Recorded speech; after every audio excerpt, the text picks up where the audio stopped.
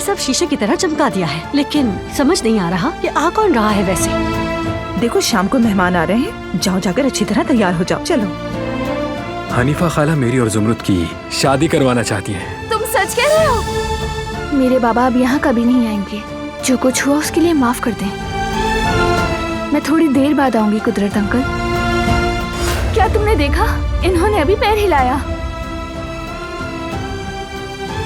इसका मतलब कुदरत जल्दी ठीक हो जाएगा इंशाल्लाह दादी जान। कुछ दवाइयों के नाम तुम्हें बता रहा हूँ, उन्हें लेकर फौरन आओ। वहीं से आपका इलाज शुरू होगा जहाँ से आपने छोड़ा था भाईजान। देखें क्या ये आपका है? नहीं तो ये तलाशी के दौरान मिला था हमें। आखिर कौन आ रहा है? मैंने कोई इशारा भी नहीं दिया क्या? नहीं, कोई इशारा भी नहीं दिया। यकीनन हारून आने वाला है रिश्ता मांगने। वो कहानियाँ अधूरी जो न हो सके की पूरी, उन्हें मैं भी क्यों सुनाऊं, उन्हें तुम भी क्यों